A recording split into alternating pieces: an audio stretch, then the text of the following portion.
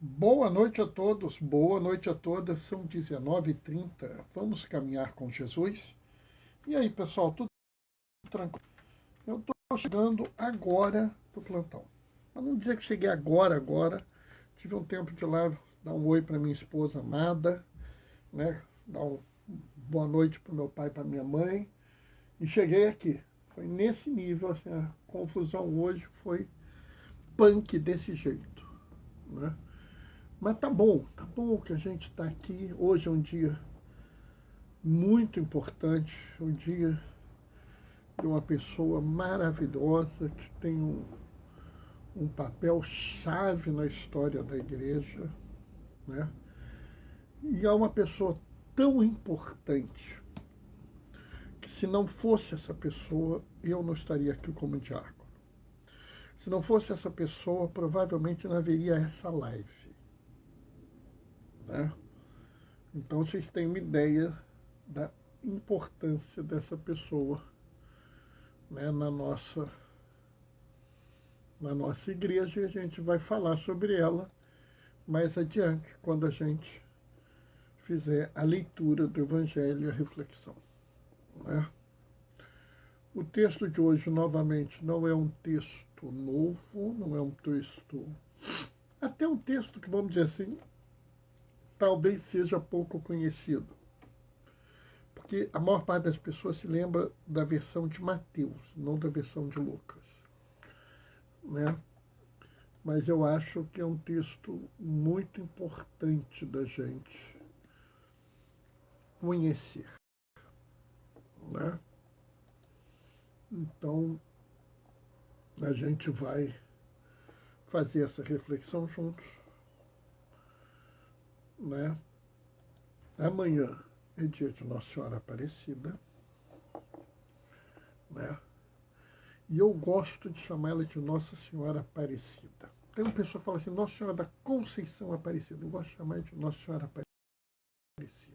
Aliás, se eu pudesse, assim, sem criar muita confusão, eu chamaria até de Mariama, né? Negra Mariama. Mas aí é capaz do pessoal subir pelas paredes, entendeu? Então, a gente tenta fazer um acordo aqui entre as diversas formas, né? Infelizmente tem um pessoal muito radical por aí. Quer dizer, não é radical. Na verdade, eles não são radicais. Eu sou radical. Eu estou na raiz da igreja. E não considero isso um elogio, considero isso um compromisso, né? Quem vive, quem caminha com Jesus deve ser radical, porque deve caminhar com ele na radicalidade que ele sempre teve, né? No compromisso que ele sempre teve. E eu estou com um problema aqui para abrir o negócio que tem o Evangelho de hoje, né? Então estou aqui tentando resolver esse problema, mas acho que se deu um jeitinho. Está quase na hora da gente começar. Daqui a pouco a gente começa, né? Bernardo, amanhã tem live? Tem live, né? Tem live. Vamos nós! O Senhor esteja convosco, Ele está no meio de nós. Proclamação do Evangelho de Jesus Cristo, segundo Lucas. Naquele tempo, enquanto Jesus falava, um fariseu convidou-o para jantar com ele. Jesus entrou e pôs-se à mesa. O fariseu ficou admirado ao ver que Jesus não tivesse lavado as mãos antes da refeição. O Senhor disse ao fariseu: Vós, fariseus, limpais o corpo e o prato por fora, mas vosso interior está cheio de roubo e maldades. Insensatos! aquele que fez o exterior e não fez o interior, antes da esmola do que vós possuís, e tudo ficará puro para vós. Palavra da salvação. Enquanto eu estava lendo, o Jefferson entrou. Ô Jefferson, querido, como é que você está, rapaz? Boa noite, paz e bem. Sabe, essa leitura é uma leitura muito importante. Vamos entender. O fariseu chamou Jesus para comer com ele. Ô, Ana Paula, boa noite, paz e bem. Quando o fariseu chamou Jesus para comer com ele, o fariseu está propondo uma aliança. Na época de Jesus, quando você faz uma refeição pública, você está se propondo como se fosse uma aliança. Você está dizendo, eu recebo esse homem na minha casa porque eu considero que o que ele está falando é muito importante. Eu quero me estar próximo dele. Isso é bom, pessoal, para a gente entender que não era todos os fariseus que eram maus. Não é porque o fulano é fariseu que o fulano não presta. O problema é o que vem logo em seguida. O fariseu olha e vê Jesus sentar sem lavar a mão. Não era uma questão de higiene, era uma questão de ritual. Sabe, existem rituais. Então havia rituais de purificação para os judeus. O judeu tem que se purificar. Como se o que viesse do mundo fosse uma coisa terrível, então ele tinha que se purificar antes de se alimentar. Ele tinha que lavar a mão e até aqui assim. Era aqui, até o cotovelo lavava. Tá? E Jesus não lavou. E aí o fariseu se perturbou, porque ele entendia que a pureza dependia de lavar a mão. É aquilo que eu já chamei aqui algumas vezes da fé materialista. Se não lavar a mão, não é puro. Né? Sabe, vocês conhecem essas relações, vocês conhecem essas realidades. Né? Ah, se fulano tiver de bermuda na igreja, ele não está adequadamente vestido. Ah, se o fulano está com chinelo de dedo na igreja, ele não está adequadamente vestido. Sabe, uma vez eu estava preparando uma missa e eu estava descalço preparando a missa. Mexe para cá, mexe para lá, descalço era melhor. Eu, aliás, se pudesse, andava descalço até na rua. E aí veio uma pessoa e falou assim, diácono, você está descalço, não pode ficar descalço na igreja. Sabe, na hora, eu quase respondi para a pessoa. Eu só vi até hoje na Bíblia, tira as tuas sandálias porque esse solo é sagrado. Eu nunca ouvi, coloca as tuas sandálias porque esse solo é sagrado. Mas acabei não respondendo, coloquei o sapato e fui adiante. Porque não é se você lava a mão ou não lava a mão que te torna puro. É essa exterioridade da fé que Jesus critica. Não adianta lavar a mão, limpar o prato, fazer a mesa do jeito A, do jeito B, se você está podre por dentro. Sabe, às vezes eu vejo pessoas com dramas terríveis, com dificuldades imensas. Né? Um grande colega de trabalho meu, ô Marcelo, boa noite, paz e bem. Um grande colega de trabalho meu, uma vez, recentemente, falou assim, diácono, como é que eu consigo tal coisa? Porque eu quero me casar. Eu olhei, que bom, você vai se casar na igreja, que legal. Mas por que você vai se casar na igreja? Ah, porque eu preciso santificar a minha relação. Eu parei assim, fiquei muito perturbado.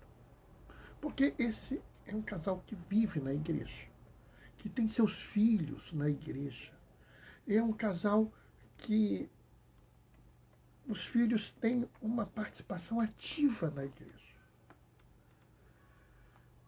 E eles achavam que a relação deles não era santa porque não tinha o sacramento do matrimônio. Tá, pessoal, eu sei que tem que ter o sacramento do matrimônio, que isso, que aquilo, mas você tem realmente coragem de dizer que a relação deles não é santa? Você tem realmente coragem de dizer que o Espírito Santo não habita nessa família? Sabe, será que é só se tiver o matrimônio? Quer dizer, que se alguma família tem alguma situação extrema, eles não têm o matrimônio? Eles não são santos? Vamos pensar assim, uma família como ocorreu na época uma época que o Japão decretou que não podia mais ter fé católica no Japão. Ser católico no Japão era sentença de morte, e morte cruel. Aí uma família que segue a fé católica escondida, sob risco de morte, se forem descobertos, eles se casam, mas não têm o matrimônio. Se tem coragem de dizer que eles não têm uma vida santa? Tem coragem? Sinceramente, eu não tenho. Eu não tenho. Falo isso e falo isso na cara de quem for. Existem relações familiares que são santas, mesmo sem o sacramento do matrimônio. Sabe, do mesmo jeito que existem outras coisas que não podemos dizer que são perfeitas, mas que são santas. Porque se tem o exterior errado, o interior está puro. Às vezes alguém me pergunta, Bernardo, fulano pode comungar? E a minha resposta choca a maior parte das pessoas. Não peço atestado de santidade de ninguém que está na fila da comunhão. Se a pessoa chegou para mim, na minha frente, pediu a comunhão, recebe. Bernardo, mas eu não sei o coração da pessoa. Eu só estou vendo o exterior, eu não estou vendo o interior dela. E se eu não consigo ver o interior, quem sou eu para condenar? Jesus coloca muito bem aqui, né? Como é que você fez o exterior e não fez o interior? Sabe, essa é uma necessidade de mudança profunda da visão do judeu. E aqui eu quero encaixar um santo de hoje. Tá? Uma pessoa maravilhosa que, através dele, o Espírito Santo mudou a igreja inteira. Eu sou diácono por culpa dele. Todos os ministros, seja da comunhão, da consolação e esperança, ministro do batismo, testemunha consagrada do matrimônio, que você conhece, ou são por culpa dele. As lives que você costuma ver, feitas por leigos e por diáconos, existem por causa dele. Mesmo aqueles que falam mal da obra dele, só falam por causa dele. Quem eu estou falando? João 23, o Papa que chamou o Concílio Vaticano II e que há anos atrás, no dia 11 de outubro, foi para o céu. Esse homem, ele entendeu que a igreja não podia viver do exterior, que havia necessidade de mudar o interior, a visão interior da igreja. Mudou de uma igreja, vamos dizer, imperial para uma igreja serviçal, uma igreja ministerial, onde os ministérios são a chave. E do mesmo jeito que havia um ministério sacerdotal, havia um ministério laical. E o ministério dos leigos tinha funções. Então, se o sacerdote pode levar a comunhão, que um leigo leve a comunhão, porque isso não é próprio do sacerdote. Se um sacerdote pode encomendar um corpo, um leigo pode encomendar um corpo, porque isso não é próprio do sacerdote. Nossa igreja, em vez de ser a potência, a força, o Cristo que reina, que vive, que impera, é o Cristo que serve, é o Cristo pobre para os pobres, é uma igreja pobre para os pobres, como dizia João 23, e como recuperou Francisco. Era uma igreja que servia. E para que ficasse claro que era uma igreja que servia, era necessário que houvesse alguém no clero com atividade própria de serviço, com compromisso com o serviço. E por isso restaurou-se a figura dos diáconos. Só existe diácono na igreja por causa do Concílio Vaticano II, porque o Concílio de Trento eliminou a nossa existência. Nós voltamos para mostrar ao mundo que servimos. Essa mudança no interior da igreja leva a uma mudança no exterior. Entender a igreja não como uma realidade imperial, mas como uma realidade ministerial. Não como um tribunal de julgamento, mas como um hospital de campanha que acolhe a todos que dela precisam. Entender que a igreja existe no mundo, não para salvar almas. Pelo amor de Deus, não falem isso. A igreja não salva almas. Não é função da igreja. Vamos falar sério. Você não salva a sua alma quanto a alma dos outros. Só Jesus salva a alma das pessoas. Bernardo, qual a função da igreja? Testemunhar o amor de Jesus ao mundo. Aliás, ele mesmo fala isso em Atos. Vós sereis minhas testemunhas. E é muito bonito. Observa aqui a última frase desse evangelho. Presta atenção. Insensato, aquele que fez o exterior, não fez também o interior? E aí ele mostra claramente. Antes dai esmola ao que vós possuís, e tudo ficará puro para vós. Olha a beleza disso. Não é lavar a mão, o prato, a cabeça que te torna puro. Não é você fazer o rito A, o rito B, o rito C, a oração D, a oração E. E eu acho que todas elas são importantíssimas. Entendeu? Em breve eu estarei com os meus jovens no nosso encontro de jovens e nós estaremos em oração. Eu acho importantíssimo isso. Mas não é isso que me torna puro. O que me torna puro? Dar esmola do que eu possuo. Por que dar esmola do que eu possuo me torna puro? Eu não posso comprar a pureza com a esmola. Não interessa se eu der R$1 milhão, eu nem tenho esse dinheiro, mas se eu tivesse e desse R$1 milhão, não é R$1 milhão que me torna puro. O que me torna puro é o que significa dar a esmola.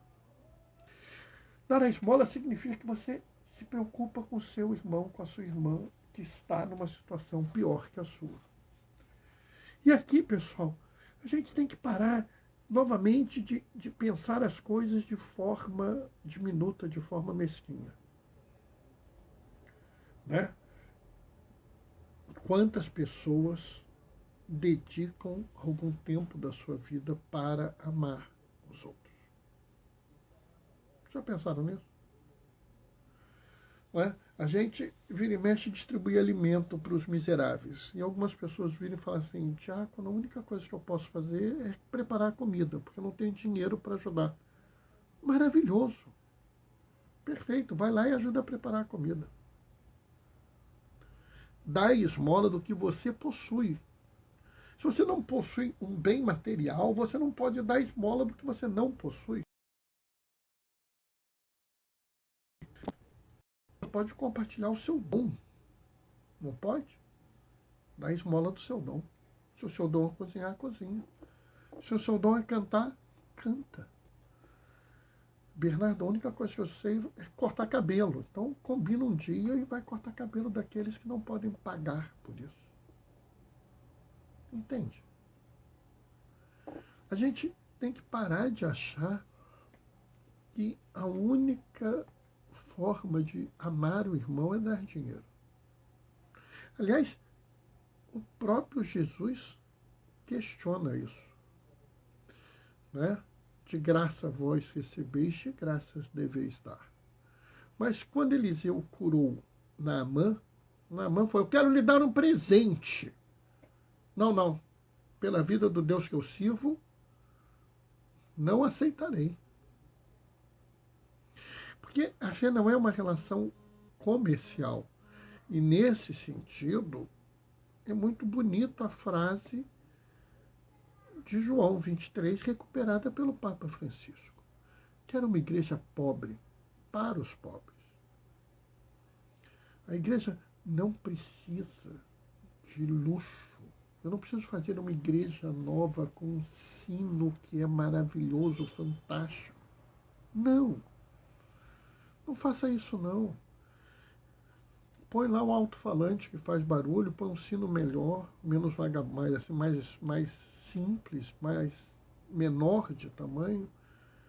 E esse dinheiro que sobrou, investe para fazer uma farmácia, para fazer um supletivo, para fazer um dormitório, para fazer um auditório onde as pessoas possam receber uma instrução, sei lá. Vamos tornar a igreja pobre. Pobre dos bens materiais, para que seja rica nos bens espirituais. Hoje me falaram aí, não, porque fulano vai fazer um jejum, vai passar não sei quantos dias sem beber Coca-Cola. Sabe, pessoal, me agrediu. Ouvir isso me agrediu. Porque o grande sacrifício da vida dele é não beber Coca-Cola. Tem gente morrendo de fome. Se eu não me engano, Isaías, acho que é capítulo 58, versículo de 1, entre 1 a 3, ou 1 a 5, está por ali. Pode procurar depois. Eu não guardo nada de cabeça, eu acho que é isso. Que fala assim, Deus está falando sobre o jejum. Ô, tia Lúcia, boa noite, paz e bem. Jejum, Deus está falando por Isaías, né? E ele está falando qual é o jejum que me agrada. O jejum que me agrada é esse. Muda o teu espírito. Rompe a correia dos cativos. Cuida dos mais desfavorecidos. Em vez de ficar fazendo jejum que não vai beber Coca-Cola, vê lá quanto ele gastaria bebendo Coca-Cola, pega esse dinheiro todo e transforma em comida e dá para os pobres. Você vai agradar muito mais a Deus. Para de ficar fazendo um ato exterior e faz um ato interior. De nada serve uma oração se você está fazendo com ódio no coração. Deus ouve mais a oração mal feita da pessoa desesperada do que a oração perfeitamente feita da pessoa que está com ódio no coração. Porque não adianta purificar a mão e não purificar o coração. Não adianta limpar o prato com perfeição e tudo que está no teu peito é ódio, é rancor, é desejo de morte. Não adianta. Na verdade, o próprio Jesus fala: nem todo aquele que diz Senhor, Senhor entrará no reino dos céus, só aquele que cumprir com a minha palavra. A gente tem que parar com essa fé exterior, com essa fé material, passar a viver uma fé interior, uma fé espiritual. E é por isso que você ouve de Jesus: dai esmola do que possuis, e tudo se tornará puro. o seu amor pela pessoa próxima a você, que precisa de você, é muito mais produtor de pureza do que qualquer coisa que você fizer exteriormente. Se você ignora o seu irmão, a sua irmã, se você odeia a pessoa que está perto de você, se você está com o ranço do racismo, do machismo, da apropofobia, que é o ódio ao pobre, da homofobia, se você tem ódio das pessoas só porque elas vivem em algum lugar, ou você as despreza porque elas vivem em algum lugar, você precisa mudar o seu coração. Não adianta você rezar 10.000 rosários se você não realmente estiver seguindo o caminho, se você realmente não estiver cuidando da pessoa, se você não estiver amando a pessoa, não adianta. Muda primeiro o teu coração. E eu vou dizer para você, com toda sinceridade, que você não vai conseguir fazer isso de hoje para amanhã. E não tem problema você não conseguir fazer isso de hoje para amanhã, porque nós caminhamos com Jesus. Nós não estamos apostando corrida. Nós estamos andando com Jesus, nos transformando, alimentando o nosso coração para que a gente possa viver sempre melhor. E um dia, quando a gente se encontrar com Jesus, eu garanto que Ele está mais preocupado com o amor que você distribuiu nessa caminhada do que com qualquer outra coisa que você fez. Amém? Nossa Senhora, quase que eu passo. Mas não tem jeito. O Evangelho é muito bonito. E hoje eu falei de João 23. João 23 foi uma pessoa super importante para a igreja. Muito bonito quando você vê ele falando: eu, Pedro, timoneiro da barca de Cristo, vejo a igreja açoitada por ondas gigantescas. Em frente a isso, conclamo a um novo concílio para um adornamento, uma atualização da igreja. E sabe, pessoal, tem uma coisa inacreditável, porque o pessoal virou e falou assim: Vossa Santidade, não dá para preparar um concílio com menos de 3 anos. Ah, não? Não. Tá, tudo bem. Então vamos marcar para tal data, era 2 anos. Entendem isso? Ele não se deixou levar pelo exterior. Ele sabia, o Espírito estava com ele, ele sabia da necessidade, ele vai lá e faz. É o concílio que nos permite fazer tudo o que nós fazemos na igreja. Essa é a beleza. Até aqueles grupos que hoje criticam o Papa Francisco, aqueles que criticam a missa, que nós rezamos a missa, muito mais próxima da missa dos apóstolos que eles, nós que comungamos na mão, comungamos como Jesus e seus apóstolos comungaram, criticam as ações criadas no Concílio Vaticano II. Só podem fazê-lo porque o Concílio Vaticano II as permitiu. Porque senão não poderiam. É impressionante porque essas pessoas, elas estão nessas aí que lavam a mão, mas não lavaram o coração. Mas tem problema não, porque elas ainda têm a oportunidade de lavar o coração se virem caminhar com a gente. Pessoal, amanhã é dia de Nossa Senhora Aparecida, é dia da Negra Mariama.